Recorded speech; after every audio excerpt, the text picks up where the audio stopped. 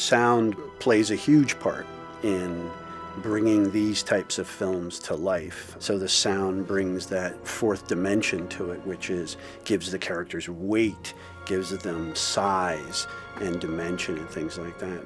My approach to most mixing sound for film is I look at the big screen all the time. That's the story. That's the thing we're telling. Every shot, every camera pushing, there's a reason behind it. Whether it just feels right, it's emotionally correct, but whatever it is, there's a reason why they're doing that. I just think film, too, is so exciting. And Peter, he's just bringing to the audience something fresh and new. And it's just, it's the kind of stuff we go to movies for. We live in a fantastic place. We look at New Zealand and the scenery, the beauty that we have here, and we feel a part of Middle Earth. And with Peter, we sort of growing into Lord of the Rings, and now Hobbit takes it to the next level. I really loved the way Pete has introduced the movie again. The music at that point, I actually am taking the music, and it's actually, if you listen closely, and I shouldn't reveal this, but I am, there is nothing in the surrounds. It almost comes all forward. And then when they cut to Bilbo, the music swells, and he comes up off the rock.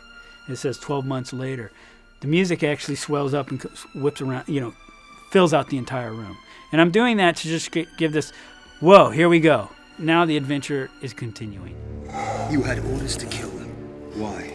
What is Thorin Oakenshield to you? The dwarf runt will never be king. King? There is no king under the mountain, nor will there ever be. None would dare enter Erebor whilst the dragon lives. You know nothing. Your world will burn. Lord of the Rings is Middle Earth, and so the atmospheres and each scene has to kind of relate to the book and to what those areas are. Dealing with any sound, for any movie, you've got to get into the character, you've got to get into the story. Hobbit is just like any other film. You're creating a soundtrack, you're creating a feeling, emotion, and driving and telling a story. So number one, dialogue's got to play. Dialogue has to be heard. Emotion comes from the music and the silences and the space that we can allow it with the sound effects coming down. The interesting thing about film, too, is it provided us with new environments that we haven't really been to before. And then, one of the really cool environments, which I think Pete really appreciated from a sound effects point of view, was inside Erebor, just the halls of Erebor, and these massive marble hallways that seemingly go on forever. And just the sound of the air there was important to sell. And to also sell, how quiet a place it can be and how loud a place it can be when, obviously, Smaug awakens. The Smaug is all about Benedict Cumberbatch's voice. But in addition to that, he is a creature. He is a growling, rumbling, fire-breathing dragon. And so I would handle sort of the growls and the bellows and the rumbles and the fire-breathing, and Mike Hedges would handle the dialogue. And I just had to make sure that I never stepped on him. So it's kind of like as if the dialogue, as if the voice would recede, the growls would come out of it and sort of interleaved in between the dialogue in such a way that they complemented each other but never stepped on each other. Thief, where are you? Come now, don't be shy. Step into the light. Making the dialogue not just audible but comfortably audible is job number one. And, when the music needs to do its job, my world, sound effects, need to get out of the way and let it do that and let it breathe.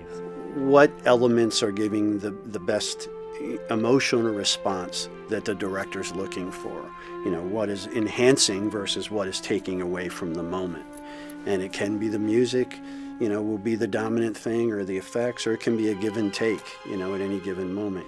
Pete's great with cameras slowly tracking in, or little eye movements, or facial expressions, and so sometimes Howard writes with those kind of things in mind, looking at the picture, and sometimes they get lost. And so I try to get real familiar with the track and try to understand what it's doing, and there might be something that's oh, the cellos are playing a little motif here that now's getting lost. So I'll try to, boost those up. Peter and I work very closely together. It's a week by week, day by day kind of process. And we just work, we've done a lot of work on the trilogy, obviously. This is really our 5th film that we've done on Tolkien's work. So we have a good working back and forth. One of the things that I do in the effects world is I try to wrap the audience up in an environment. But it's a very subtle thing because too much of that environment and suddenly you're encroaching on the comfortable sort of juxtaposition of the spoken word based on the wind or the ambient sound and or music. Atmos definitely brings in new possibilities for us to do more dynamic and interesting things with sound. For a mixer, Atmos is yet a new challenge, and a good one. I mean, one I think we utilize well in Hobbit Film 2, and obviously, more sonic options for us to do cool things that help tell stories better.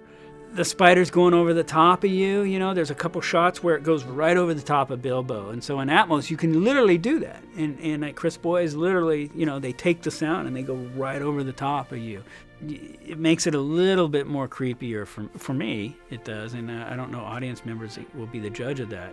I think in the past we were always thinking about the ability to do that, but we couldn't do it because the system couldn't do it. And I think that's one of the reasons why they designed the system the way they did, is because people were asking for the ability to pan something straight overhead and not go in the sides, or to move something the way you are able to do it now. Now in Atmos, you have the front, middle, back, and you have the entire ceiling in an object sense that while it can be all of the ceiling, or it can just be points on the ceiling, almost as if they're stars. And so, more complicated, more challenging, and obviously, more sonic options for us to do cool things that help tell stories better. A lot of what you can do in the sound has to do with how you've constructed the picture. That if you don't allow time for the sound to move and propagate around the room, it doesn't matter.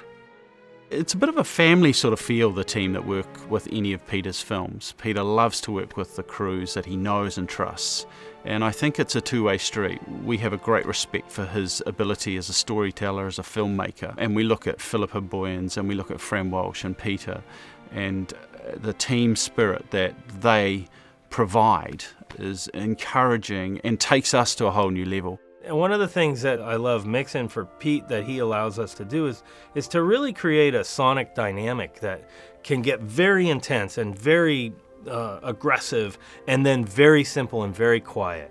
And for me as a mixer, it's a big challenge, but it's a lot of fun.